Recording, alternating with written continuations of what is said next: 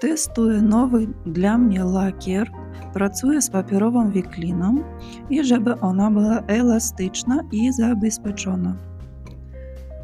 Mieszam lakier z wodą w proporcji 3:1, 3 części lakieru i 1 część wody.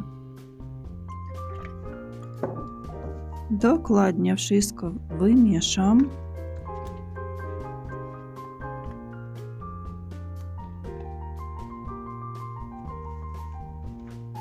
Nakładam mieszanki na rurki i rozprowadzam po całej długości.